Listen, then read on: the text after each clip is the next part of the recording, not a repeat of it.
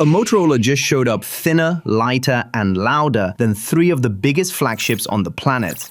But why is nobody talking about it? Four phones, four completely different strategies. Samsung Galaxy S26 Ultra is the Swiss Army knife, built-in S Pen, pro video tools, Galaxy AI everywhere you look. Google Pixel 10 Pro has AI features other brands only dream of. OPPO Find X9 Ultra went all in on raw power with a 7,050 mAh battery and 5 rear cameras because apparently 4 was not enough. And then Motorola Signature walks in with its sexy thin body, weighing 186 grams and somehow packing Snapdragon 8 Gen 5 and 90-watt charging inside a body you could almost mistake for a wallet. So what did they give up to get there?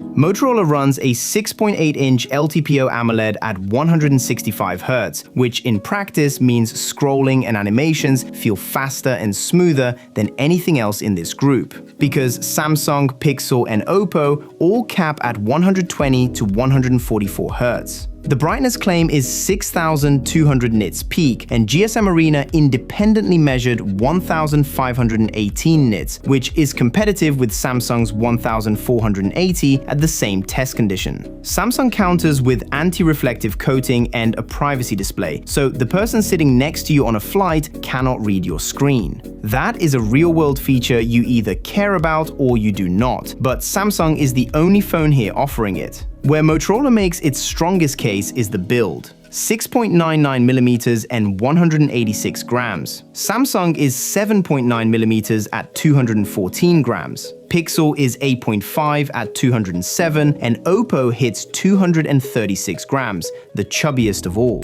What makes the Motorola number impressive is what they still managed to fit inside that body. IP68, IP69, Gorilla Glass Victus 2, aircraft-grade aluminum, and MIL STD 810H testing. That last one means the device went through controlled lab stress tests against selected military standard procedures. It won't survive your kid throwing it at a wall though, so don't.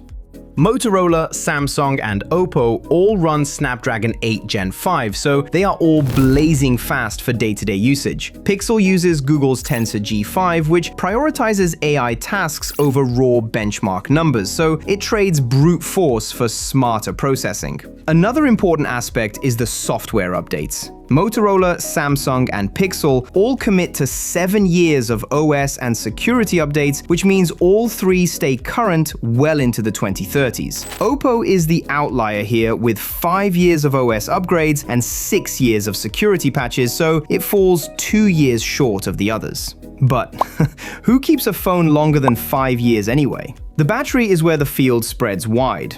OPPO's 7,050 mAh battery delivered a 20-hour and 10-minute active use score from GSM Arena, and with 100-watt wired charging, it fills back up in about 45 minutes. In practice, that means you could use this phone aggressively for a full day and still have battery left at bedtime. Nothing else here is close to that. Motorola and Samsung are neck and neck on endurance, 16 hours 13 minutes versus 16 hours 23 minutes, but charging speed separates them. Motorola does 90 watts wired and 50 wireless, so a quick top-up during lunch gives you a meaningful boost. Samsung does 60 wired and 25 wireless, which is fine but noticeably slower. And Pixel, 1206 hours endurance and 30-watt charging. For a phone that starts at $999, that sounds like a joke to me.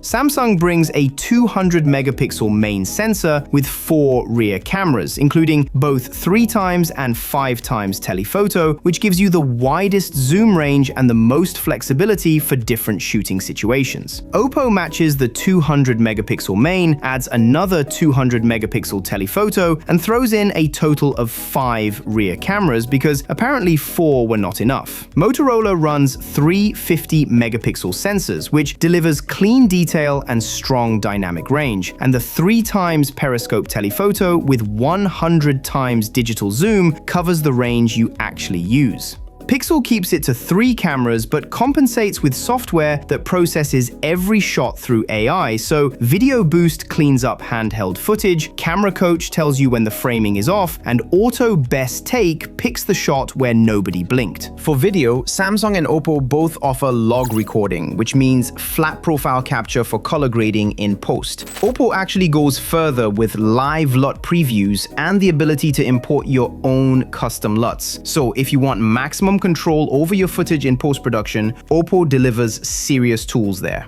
Motorola records 8K in Dolby Vision at 30 frames per second and 4K Dolby Vision at 60 frames per second, which gives you punchy, broadcast-ready footage straight from the phone. But there is no log mode and no pro video mode at all, so manual control over your video settings is limited. As expected, no log support for Pixel either. Google's approach is to let Video Boost handle the processing for you rather than giving you manual control. But can you turn off AI processing in the camera?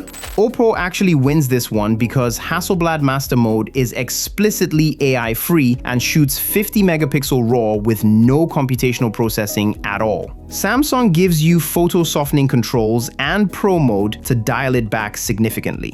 Motorola and Pixel offer no meaningful way to opt out, so if you want full manual control over your images, get the Samsung. And speaking of full control, if you found value in the video so far, go ahead and hit that like button and make sure you subscribe for weekly no BS reviews of the latest gadgets that matter to you most.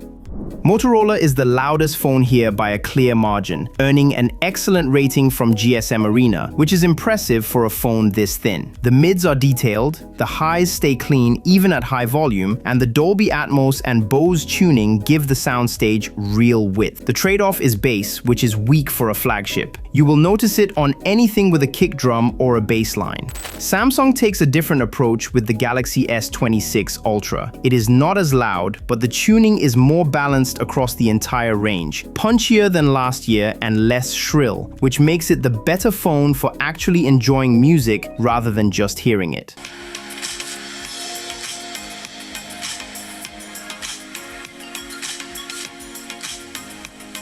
Pixel has a warmer, fuller sound than previous Pixel phones, but still falls behind Samsung on overall quality. OPPO sounds very good as well, but with the flatter sound profile here, clean vocals and highs, but noticeably less bass than Samsung or even Motorola. Only 2 phones have stylus support. Samsung has the S Pen built in, ready to go, no extra purchase needed. Motorola is compatible with the Moto Pen Ultra, but you have to buy it separately and it does not store inside the phone. Pixel and OPPO offer nothing here. And haptics? The Motorola Signature uses an X-axis linear motor, but the feedback feels hollow, high-pitched, and weak. Not flagship grade, and you will notice it the first time you type on the keyboard.